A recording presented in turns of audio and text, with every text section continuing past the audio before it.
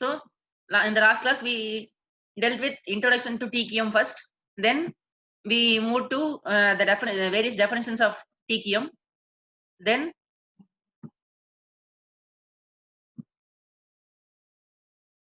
after that we have seen the characteristics of TQM. In the definitions of TQM we have seen totally 3 definitions, one given by ISO, one given by ISI, and one given by TQM form of USA. Then we moved on to characteristics of TQM. In that we have seen that TQM is customer oriented. It's a long time process. It involves teamwork. It requires leadership, top management commitment and involvement. It is a strategy for continuous improvement. Then we have dealt with basic concepts of TQM. Hello, is everyone listening, pa? Yes, sir. Yes, sir. Okay, till now only 36 joined. Other than me, only 35. Okay. Then we moved on to the TQM basic concepts. In that we have seen management involvement, customer focus, utilization and involvement of entire workforce. Then continuous improvement, supplier partnership, performance measurement, and all. Then again we have seen some TQM definitions which I have mentioned earlier. Then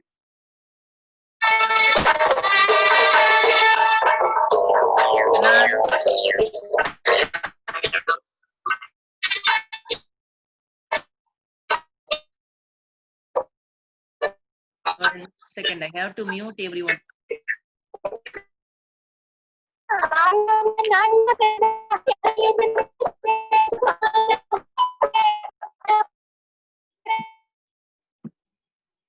Then we have seen some definitions given by some notable people, including quality gurus, one by Bill Conway, Joseph Juran.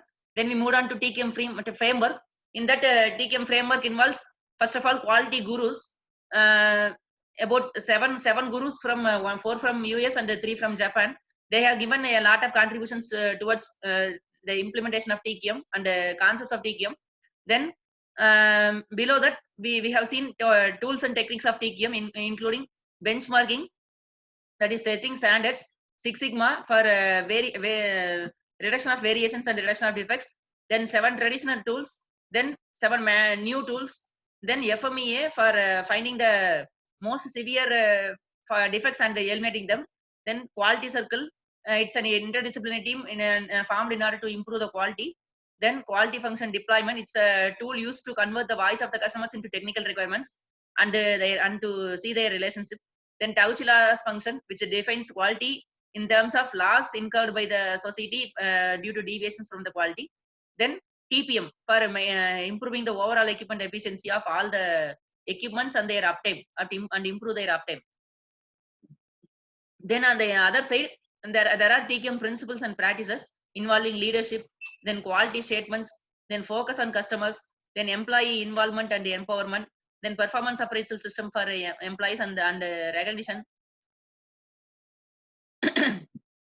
Then PDCA cycle for planning and doing, checking and action for continuous improvement. Then 5S for housekeeping and continuous improvement. Kaizen also for step-by-step incremental continuous improvement, and for supplier partnership to have an effective supply chain. Right? These are all the principles and practices. So this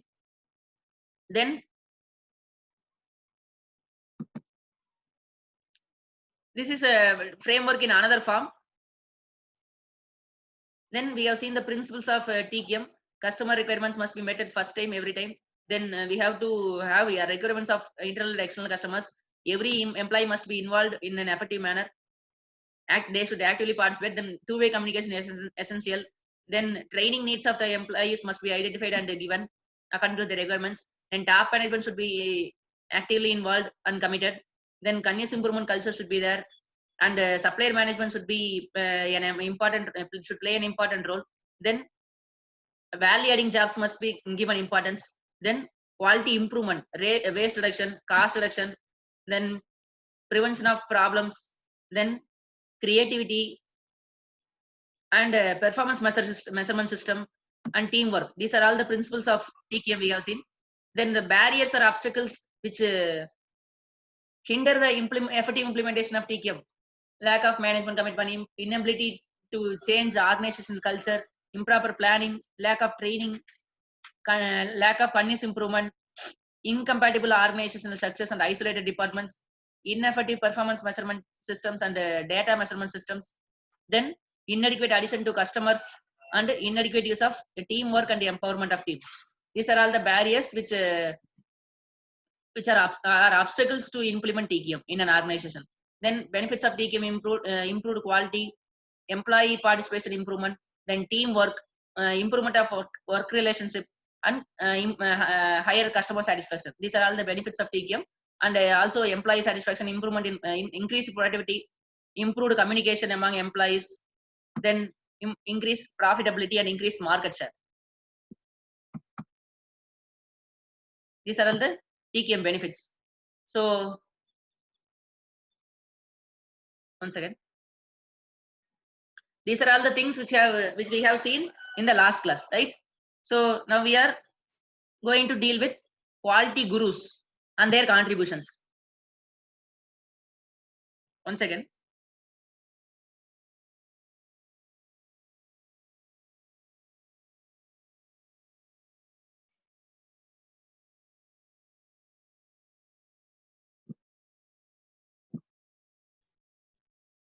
okay, in this class we are going to see the quality gurus, right?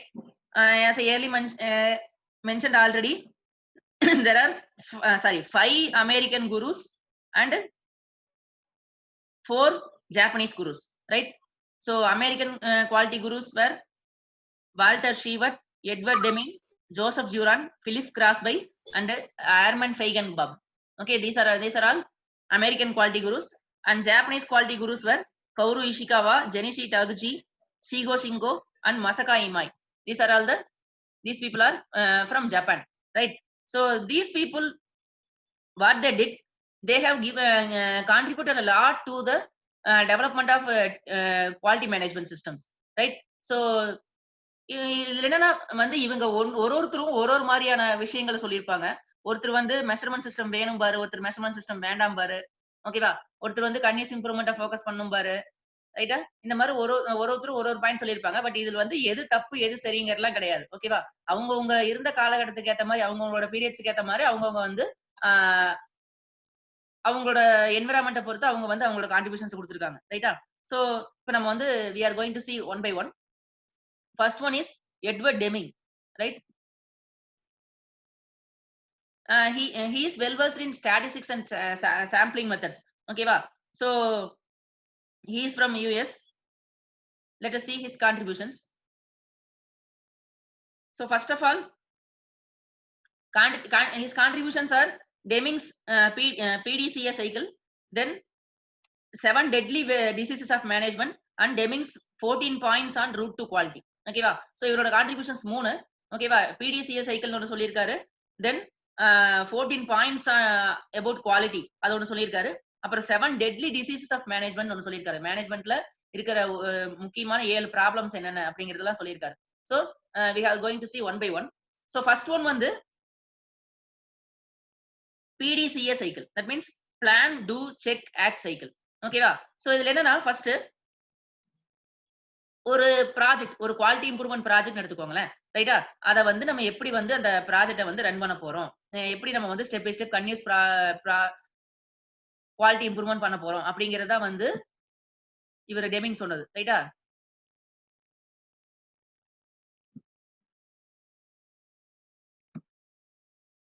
So இதுல பாருங்க, first எந்த ஒரு இதை எடுத்துட்டாலும் first வந்து பிளானிங்ல என்ன பண்ணுவோம், what are the objectives of this project, ஓகேவா? நம்ம வந்து இந்த ப்ராஜெக்டோட எண்ட்ல நம்மளோட அவுட்கம் என்னவா இருக்க போகுது, நம்ம எதை செய்ய போறோம் அப்படிங்கறத வந்து ஃபர்ஸ்ட் பிளான் பண்ணணும். அப்புறம் என்னென்ன மெத்தட்ஸ் எல்லாம் யூஸ் பண்ண போறோம், ஓகேவா?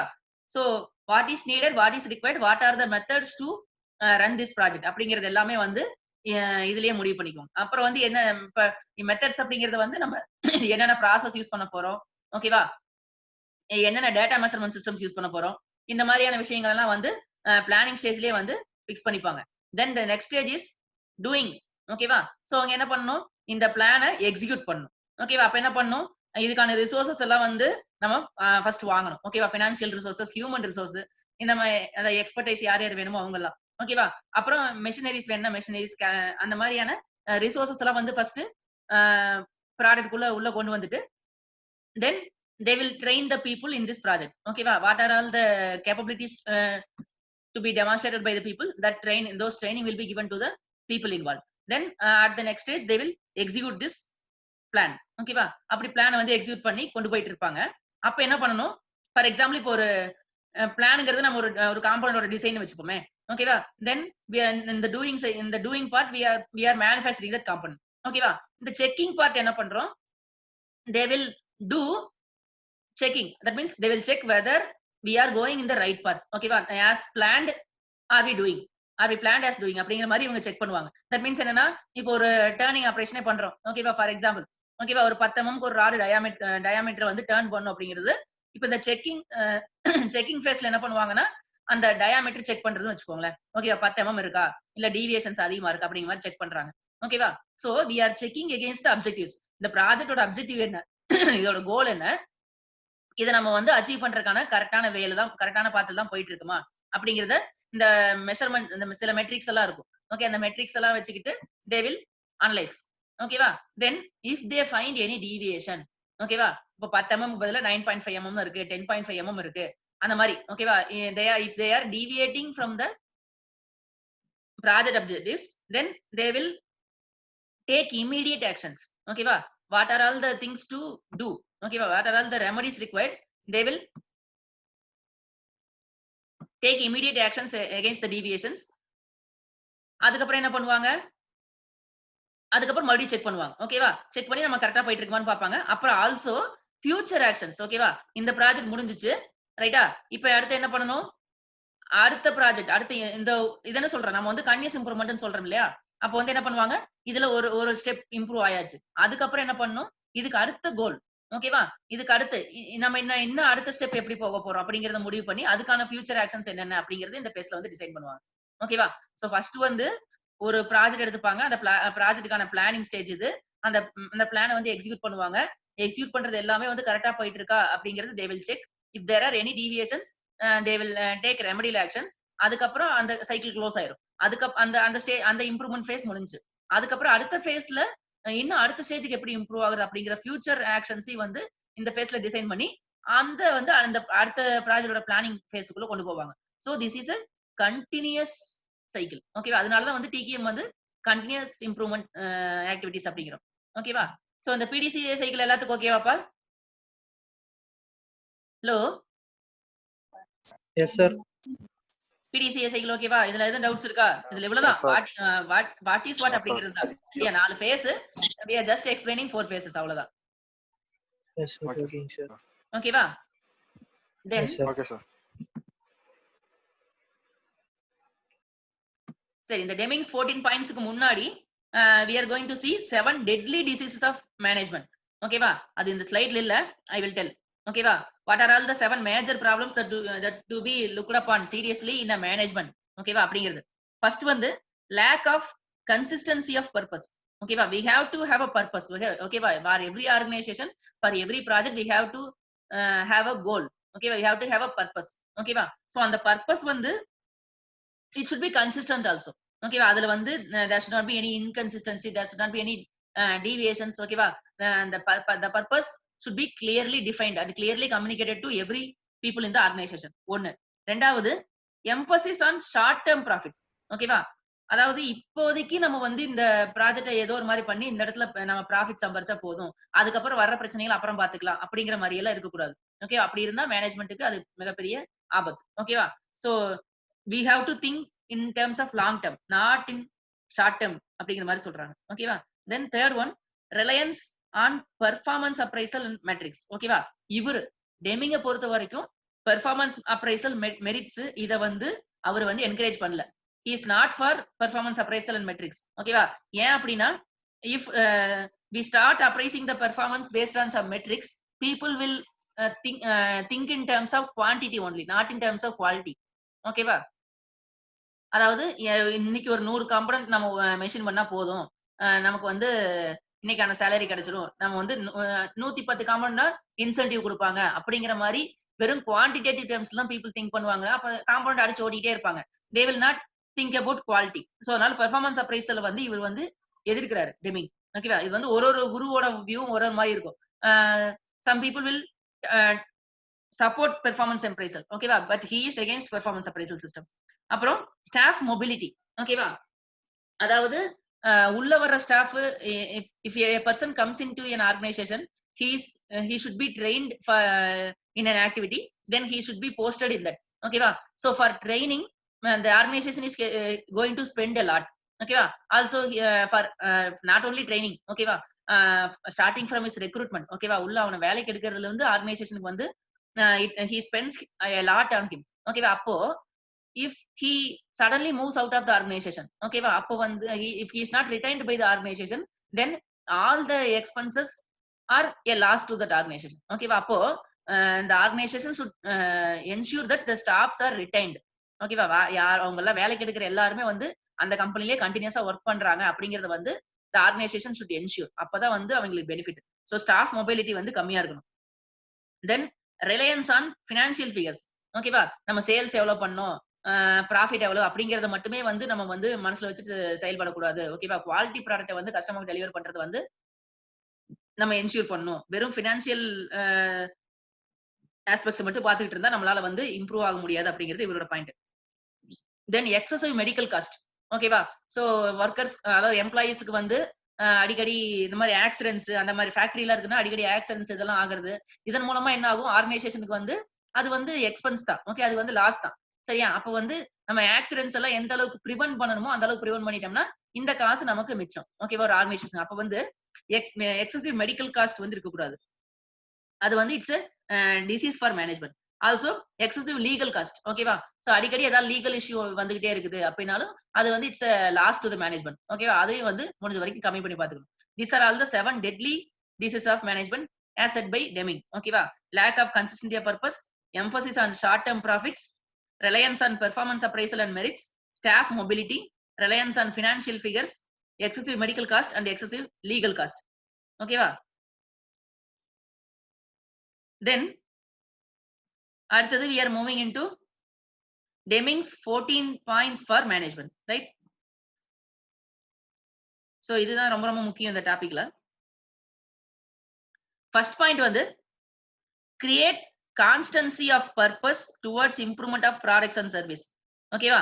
அதாவது ஆல்ரெடி சொன்னோம்ல, there should be consistency in the purpose. ஓகேவா? அந்த purpose என்னது? improvement in the quality of the product or service. ஓகேவா? சோ அந்த பர்பஸ் வந்து ஆல்வேஸ் வந்து மேனேஜ்மெண்டோட மைண்ட்ல இருந்துகிட்டே இருக்கணும். ஓகேவா? அப்பதான் we can become competitive and stay in business. ஓகேவா? So quality only should be in the mind of the people. ஓகேவா? we should think in long term அப்படிங்கிற மாதிரி. then only we can sustainable in the market அப்படிங்கிறார். சரியா? then adopt the new philosophy. அப்படின்னா என்ன அர்த்தம்னா, when there is an economic change. ஓகேவா?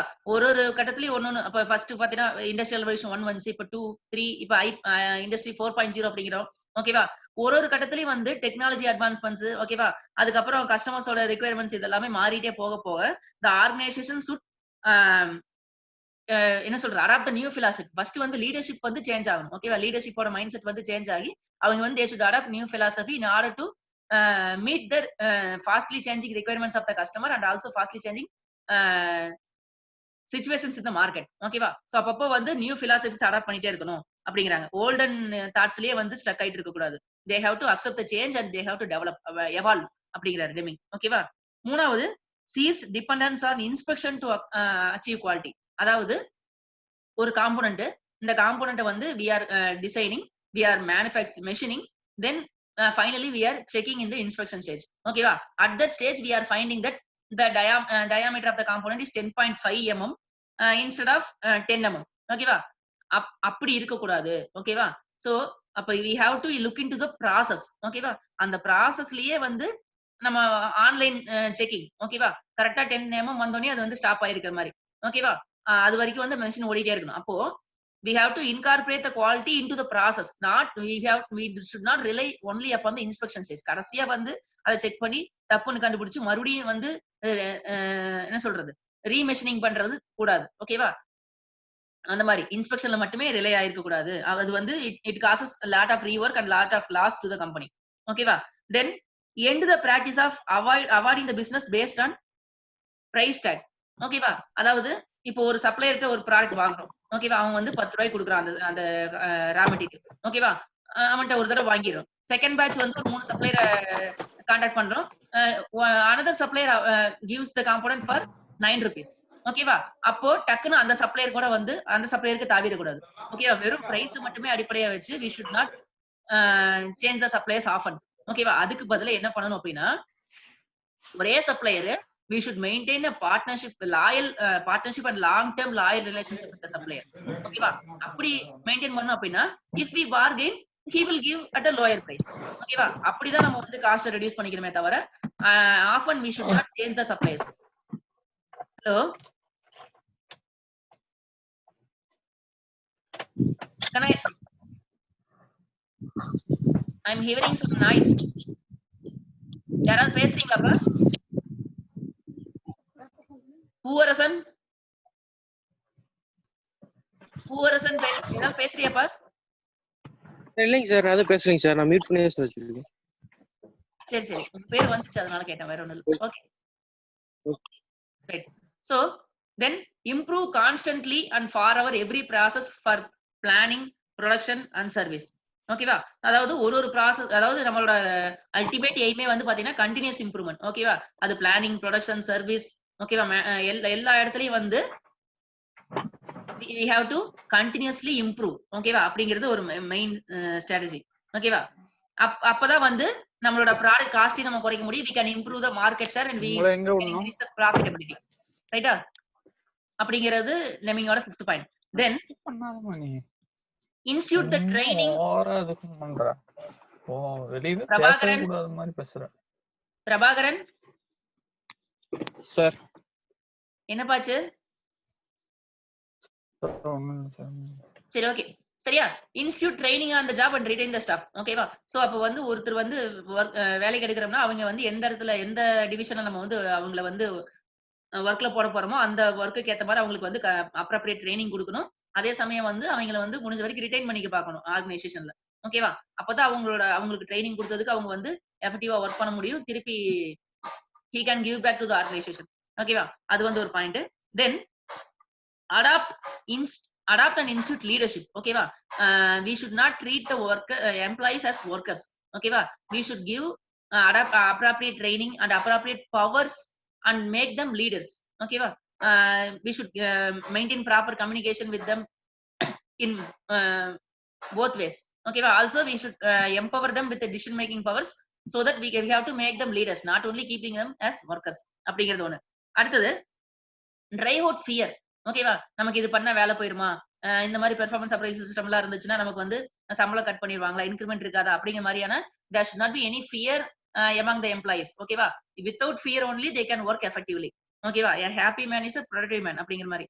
ஓகேவா? அப்பதான் he will work productively. fear இல்லாம இருந்தாதான் அப்படிங்கிறது ஒண்ணு. ஓகேவா?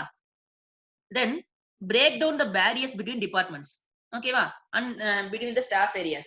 அப்படிங்கிறது என்னன்னா இப்போ எந்த ஒரு ப்ராஜெக்ட்லயுமே சரி, எந்த ஒரு இம்ப்ரூவ்மெண்ட் ப்ராஜெக்ட்லயும் all the departments which should work hand in hand, they should work coordinatively. ஓகேவா? அப்போ வந்து ஒரு டிபார்ட்மெண்ட் தனித்தனியா இருந்துச்சுன்னா there will not be any communication among them. ஓகேவா? அப்போ வந்து the project it will get delayed அல்லது there are so many problems will be there in the improvement projects. ஓகேவா? அப்போ வந்து என்ன பண்ணணும், எல்லா டிபார்ட்மெண்ட்டையும் வந்து கோஆர்டினேட்டிவா இன்வால்வ் பண்ணி ஒர்க் பண்ணா மட்டுமே we can get success. அப்படிங்கிறது ஒரு பாயிண்ட். தென் eliminate slogans, exhortations, targets for the workforce. ஓகேவா? அதாவது இந்த என்ன சொல்றது ஜீரோ டிஃபெக்ட்ஸ். ஓகேவா? இந்த மாதிரி அங்க எழுதி ஓட்டுறது. ஓகேவா? எழுதி ஓட்டுறது அப்படிங்கிறது ஒரு சிலர் வந்து நல்லது, அது வந்து மோட்டிவேட் பண்ணும் அப்படிம்பாங்க. டெமிங்க பொறுத்த வரைக்கும் இந்த மாதிரியான ஸ்லோகன்ஸ், டார்கெட்ஸ் இதெல்லாம் இருக்கக்கூடாது. இப்படி இருந்துச்சுன்னா ஒர்க்கர்ஸ் வந்து நம்பர்ஸ்ல மட்டும் தான் கான்சென்ட்ரேட் பண்ணுவாங்க. ஓகே, இப்ப டார்கெட் சொல்றேன்ல, இப்ப 100 காமெண்ட் இன்னைக்கு ஓட்டணும் அப்படின்னா 100 காமெண்ட் ஓட்டுறது மட்டும் தான் அவங்களோட ஃபோக்கஸ் எல்லாமே இருக்குமே தவிர அவங்களோட ஃபோக்கஸ் வந்து குவாலிட்டியில இருக்காது. ஓகேவா? அந்த காம்பவுண்டோட ஒரு காம்பவுண்ட் 10 mm இருக்கலாம், ஒரு 9.5 mm டயாமீட்டர் இருக்கலாம். அது அப்படியே அடிச்சு ஓடிட்டே இருப்பாங்க. அது இன்ஸ்பெக்ஷன் ஸ்டேஜ்ல தான் போய் திரும்பி வர முடியும். அப்படி இல்லாம குவாலிட்டியில ஃபோக்கஸ் பண்ணணும், வெறும் நம்பர்ஸை மட்டும் அவங்களோட டார்கெட்ஸா ஃபிக்ஸ் பண்ணக்கூடாது அப்படிங்கிறது டெமிங்கோட ஒரு பாயிண்ட். சரியா? சேம் இதே தான் இங்கேயும் சொல்லுது. ஓகேவா? Eliminate the numerical quotas for the work force and numerical goals for the management. ஓகேவா? நியூமெரிக்கல் குவோட்டாஸ்ங்கிறது இப்ப நான் சொன்னது தான். ஓகேவா? டெய்லி 100 காம்போனன்ட்ஸ் அப்படிங்கிற மாரி. அது அப்படி இருக்க கூடாது. And also numerical goals for management. ஓகேவா? இந்த வருஷம் இவ்வளவு சேல்ஸ், இவ்வளவு ப்ராஃபிட் இருக்கணும். அப்படிங்கிற மாரி எல்லாம் வந்து ரொம்ப நம்பர்ஸ மட்டும் வச்சுக்கிட்டு மேனேஜ்மென்ட் வொர்க் பண்ணக்கூடாது. அந்த வொர்க் ஃபோர்ஸ்க்கு அந்த மாரி டார்கெட் குடுக்க கூடாது. That is the that is another point. ஓகேவா? Then remove barriers that rob people of workmanship. ஓகேவா? அப்படின்னா என்னன்னா,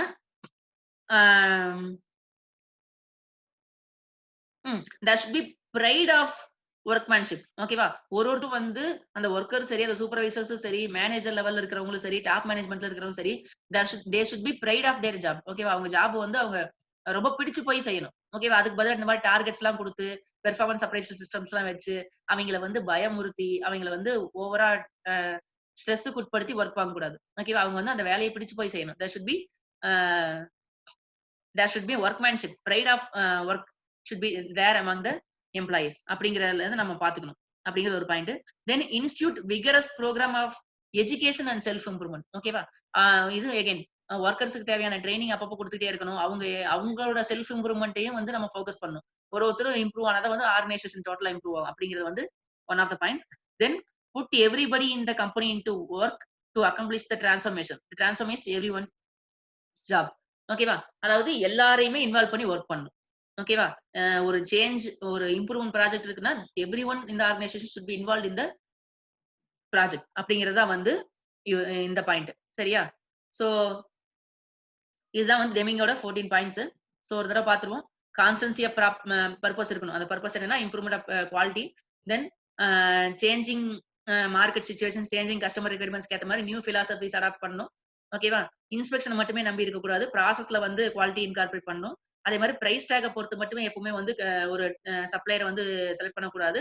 அவங்க ஒரே ஒரு சப்ளையர் கூட, சிங்கிள் சப்ளையர் கூட லாங் டைம் ரிலேஷன்ஷிப் மெயின்டைன் பண்ணி அது மூலமா நம்ம காஸ்ட் குறைச்சுக்க பார்க்கணும். ஓகேவா? தென் அதே மாதிரி கன்டினியூஸ் இம்ப்ரூவ்மெண்ட் இருக்கணும் எல்லா ப்ராசஸ்லயுமே. தென் எம்ப்ளாயிஸ்க்கு தேவையான ட்ரைனிங் கொடுக்கணும். அவங்களை ரிட்டைன் பண்ணிக்க பார்க்கணும். அதே மாதிரி எம்ப்ளாயிஸ் வந்து எம்பவர் பண்ணணும். ஓகேவா? அவங்களுக்குள்ள லீடர்ஷிப் குவாலிட்டிஸ் இன்கார்பரேட் பண்ணணும்.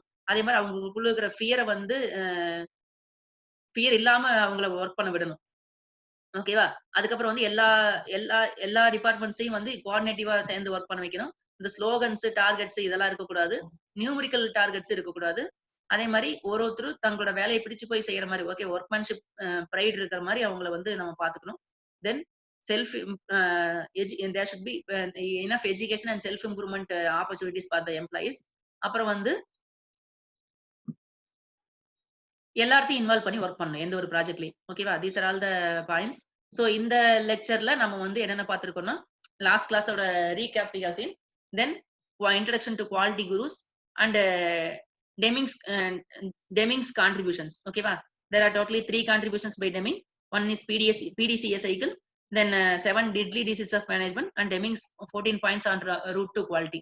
Okay, so in the next lecture we will see the contributions by Joseph Juran and Philip Rasby. Okay,